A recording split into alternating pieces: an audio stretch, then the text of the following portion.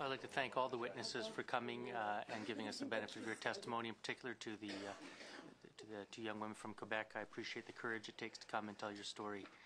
I want to address some questions to all of you, but to Madame Des Rosiers. You said you had up to, I think, 50 observers on the ground in Toronto observing what was going on. Is that correct? That's correct. And I'm told, anecdotally, and Mr. Chairman says there are allegations, and I think that's correct at this point. I've heard a number of allegations that there were individuals that were subject to illegal searches by police. Mm-hmm. Did any of your observers have any first-hand evidence of that?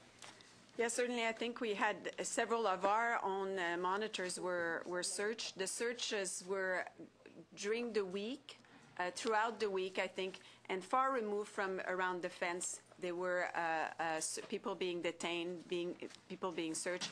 I did my own tour of as part of the monitoring schedule, and I did see someone being stopped and searched by 9 police officers. Did any of your observers have hear any reports of people that had their goods or property illegally seized?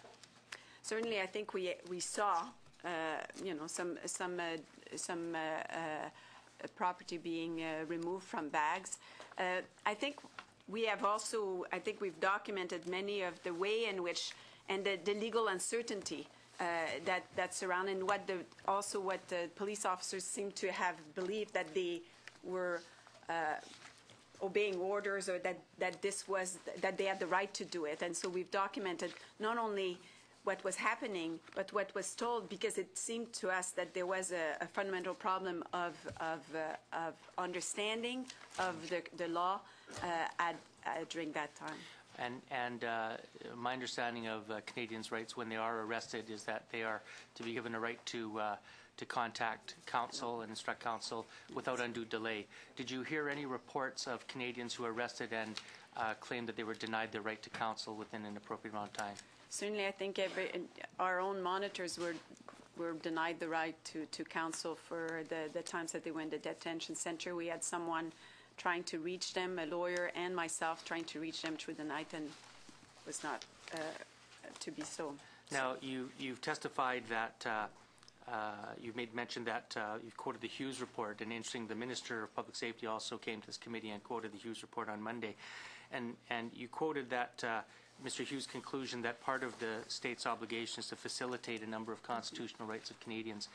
In your opinion, based on what your 50 observers saw at Toronto this summer, did the police facilitate peaceful assembly? No, in our view, I think our conclusion is that, certainly I think we recognize it was a difficult job, but in our view, the incidents that we saw reach a threshold that is higher than what we should expect, and certainly was not in compliance with the Canadian Constitution. Now, on August 23rd, your organization wrote to Minister Davies requesting his attention to a number of areas of concern concerning summit security and offering to meet with him to discuss your recommendations. Have you received any response from the minister? No, we have not.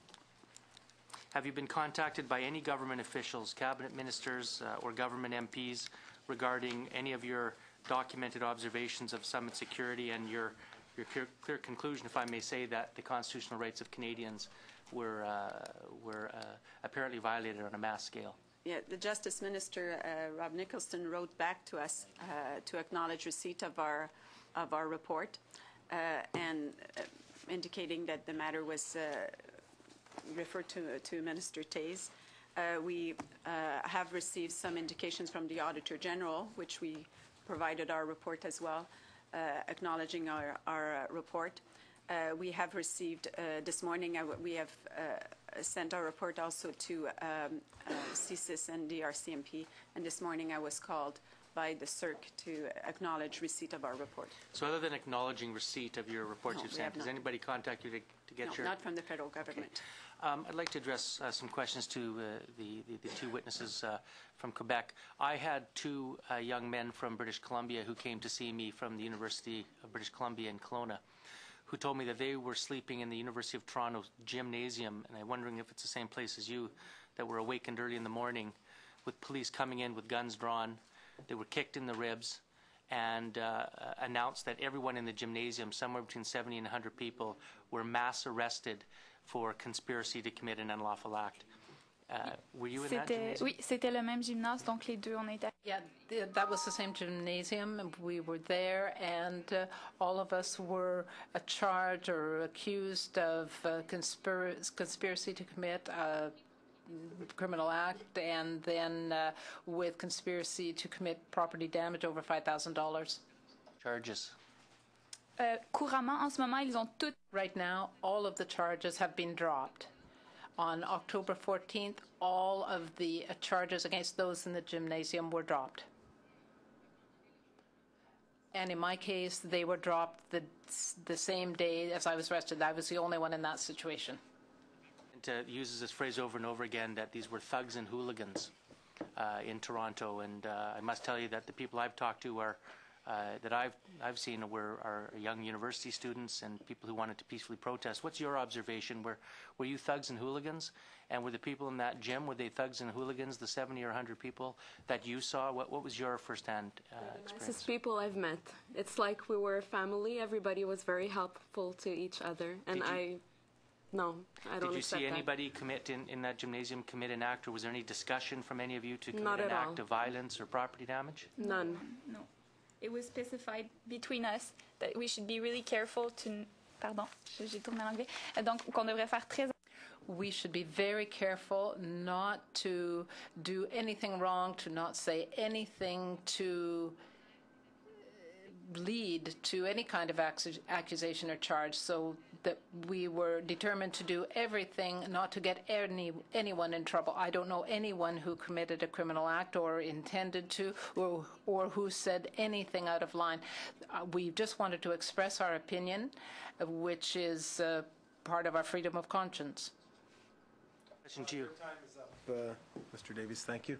We'll move to Mr. Rathgaber, please. Thank you, Mr. Chair, and thank you to all the witnesses for your attendance here today. Ms. Poisson, I'm going to address my first questions to you. I understand you're a law